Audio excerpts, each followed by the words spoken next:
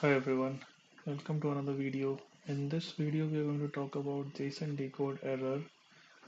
We are getting this error when we try to call the JSON function after response. So we are using the request module to call an API, and we got a response which is stored in this variable x.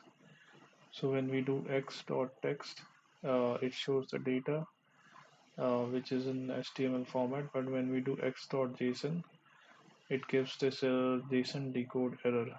Okay, so here what is happening is this data which is in HTML format, it is trying to encode it in JSON, but this is not a proper format, and I keep getting this when I call multiple endpoints. So here also I call the api.github.com. So there's a typo here, and I get the same error here also. Since the response is 404, there is no body. Even then I get this error as JSON decode error. So let me see what is the response when we okay, and then what will happen over here.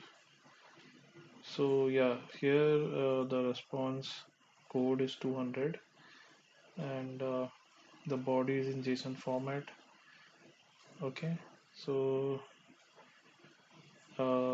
this API call returns the JSON data in JSON format, unlike this one which is giving us the data in HTML format. So that is the reason we are getting this error, JSON decode error. So if you're getting this error, just check the data which you're passing, which you're getting, and it should be in a proper JSON format. So JSON format is like it starts with a bracket over here, and then it is expecting a key and a value.